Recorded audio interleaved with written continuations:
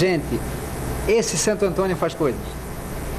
Para mim descobrir esse homem que está do meu lado, que há 30 e poucos anos já esteve aqui nos dirigindo e dirigindo a nossa igreja, não foi fácil. Mas o Santo Antônio fez um milagre de trazer ele aqui para o meu lado. Frei Justino, da paróquia da Santíssima Trindade, ali da nossa localidade de Trindade. Ele vai contar a história de quando veio aqui a primeira vez e por que está vindo a terceira. E vai contar a história também do seu padroeiro, São Francisco de Assis. São histórias bonitas da nossa religião e vai falar um pouquinho também da diferença que teve de quando nós éramos criança, a nossa religião católica, e os adultos, a gente vê ela com outra diferença. Então, Frei Justino, se identifica e diz de onde o senhor é. Paz e bem. Eu sou o Frei Capuchinho, trabalho aqui na Paróquia da Santíssima Trindade.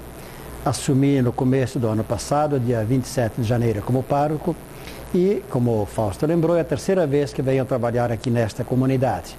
Primeira vez foi em 1981, portanto, há 33 anos atrás, eu vim como formador de um grupo de estudantes e como vigário paroquial naquela época. Eu atendia todo o norte da ilha, junto com outro Frei Vilmar, e todas as semanas eu celebrava a missa aqui em Santo Antônio, Ponta do Goulart, Canasvieiras, Saco Grande, todas essas comunidades nós atendíamos.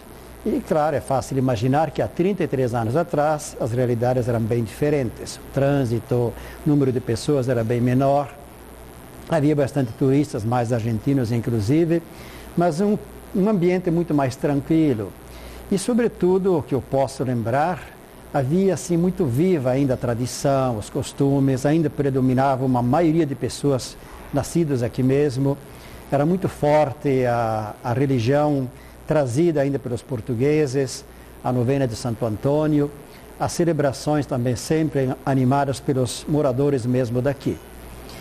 Hoje, quando eu volto, percebo que há uma invasão de pessoas que vieram de outras localidades. E claro que isso descaracteriza bastante a realidade daqui, cada um tem as suas tradições, seus costumes, e isso vai influenciando, e claro, hoje predomina uma maioria de pessoas que não são nativos daqui, que certamente não conhecem a história de uma comunidade tão antiga como esta, práticas, uma religião que era muito mais firme, certamente as pessoas tinham menos instrução e menos formação do que temos hoje. No entanto, havia uma cultura religiosa, tradições, uma prática religiosa muito mais firme do que hoje, a frequência certamente era bem maior.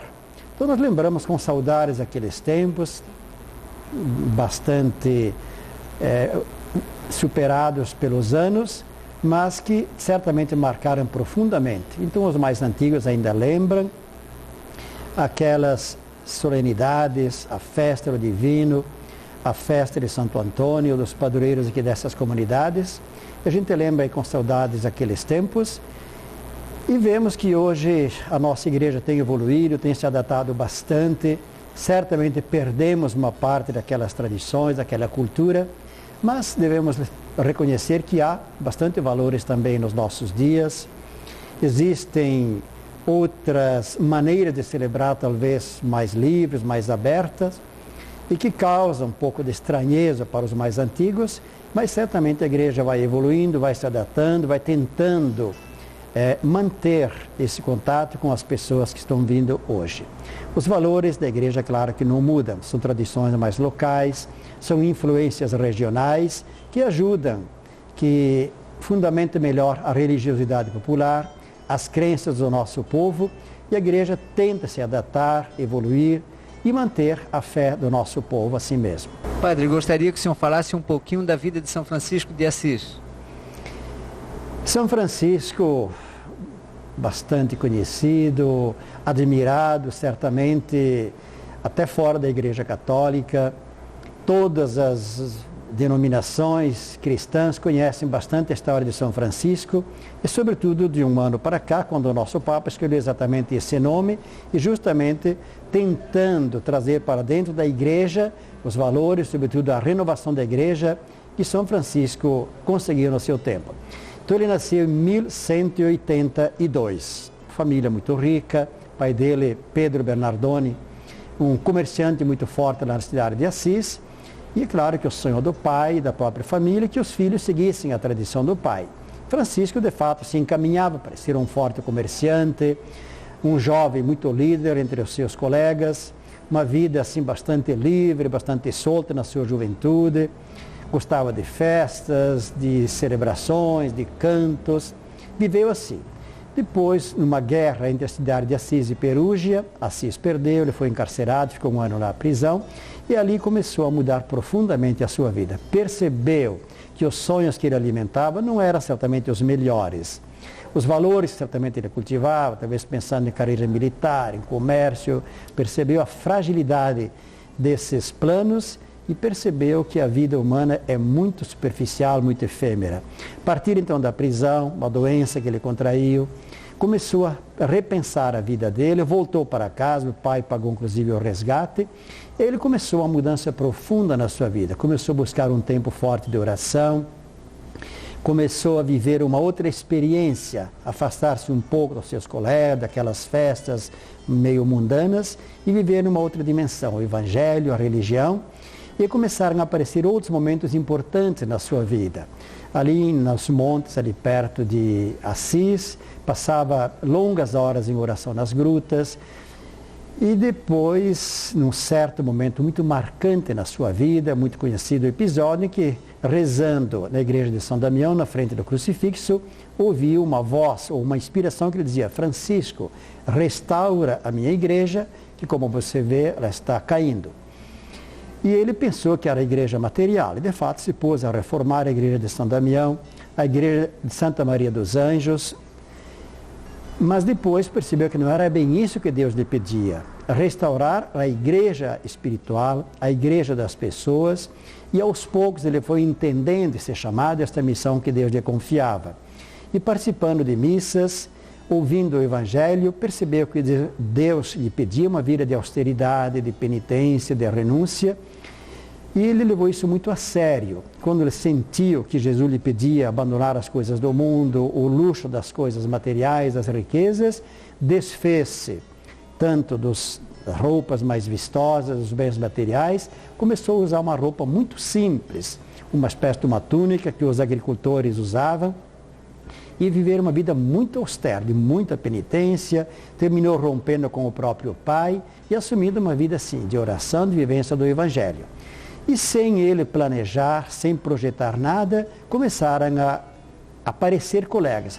Pedro de Quintavalha foi o primeiro, que era um companheiro dele, também muito rico, começou a admirar esse exemplo de Francisco e pediu para viver junto com ele. Depois veio Pedro Catani, depois Frei Egídio, Frei Rufino e outros vários companheiros que começaram a viver a vida que ele via. Todos renunciavam aos bens materiais, procuravam viver em comunidade, muita oração, muita penitência, e começaram a impressionar profundamente a cidade de Assis. Quando tinham 12 companheiros, foram a pé até Roma pedir para o Papa que aprovasse esse estilo de vida. Houve muita resistência em Roma, porque era muito radical esse estilo de vida que eles levavam, e lá em Roma eles achavam que era impossível. Francisco insistiu, argumentou, e no fim o grande argumento de Francisco: estamos querendo simplesmente viver o Evangelho. Se ele não é viável, se não é possível viver o Evangelho, então temos que ignorar o Evangelho. Diante dessa argumentação, é claro que o Papa lá em Roma deu uma aprovação oral, e aí foi crescendo cada vez mais essa ordem, que foi realmente inspirada e totalmente conduzida pelos planos de Deus. Não foi um projeto humano, foi uma inspiração que Francisco teve, e Deus se serviu deste homem que teve, claro, um chamado extraordinário, graças muito grandes, mas houve da parte dele também uma grande resposta. Ele foi muito generoso, foi muito fiel no seguimento do Cristo, e na regra que depois ele escreveu, e na vida que ele sempre viveu, ele sempre dizia: nós fomos chamados para vivermos segundo a forma do Santo Evangelho, sem inventar outras regras, outras tradições. O Evangelho, a nossa regra, nosso princípio de vida é o Evangelho de Jesus Cristo, a prática de Jesus Cristo. E foi levando isso muito a sério, foi refletindo, meditando profundamente o Evangelho, e as cenas que estão lá relatados no Evangelho, por exemplo, do Natal, do nascimento do Senhor. Ele vivenciava isso profundamente e teve inclusive a inspiração de montar o primeiro presépio lá em Grécio em 1223. E foi assim, levando muito a sério esse Evangelho, imitando radicalmente o estilo de vida de Jesus Cristo, até no final da vida ter os estigmas impressos em seu próprio corpo. Até no corpo teve as marcas de Jesus Cristo, muito mais no seu interior, seu espírito, sua mentalidade, profundamente seguindo o estilo e o projeto deixado por Jesus Cristo.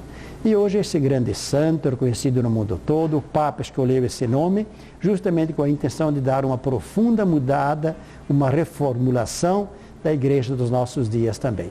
Não sei se vocês observaram, mas a maioria dos padres hoje, eles vivem no esporte como eu. A gente pouco percebe que é padre. Se falar com ele, talvez até consiga entender, mas estão todos muito modernos. E o padre Justino, ele está vestido como São Francisco, pela ordem de São Francisco. Todo franciscano em Campuchinho é assim, às vezes a gente encontra no caminho, ali vai um padre. Não precisa perguntar se é padre. E ele aqui não precisa perguntar se é padre. O padre vestido como devia ser. Eu sempre falo e vou continuar falando.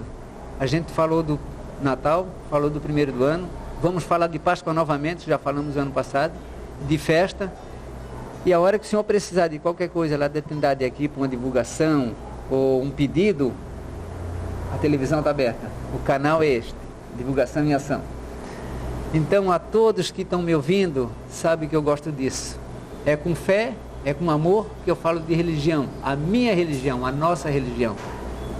Eu amo a religião que eu nasci e fui batizado. Jamais trocarei, porque nenhum da nossa família trocou. Muitos já estão lá ao lado do Pai. E eu também estou na hora de ir embora. Então estou aqui novamente falando com vocês. E sabe como é que é, né, pessoal? Verão, muita gente comendo mal por aí e nós estamos aqui. O Samburá é o melhor lugar para você repousar. Vem cá comer um pastel de camarão, um bolinho de siri, a nossa sardinha, o pirão com linguiça. Aqui é o melhor lugar para se comer bem. Comida típica da ilha. Não esquece. Muito obrigado e uma boa noite.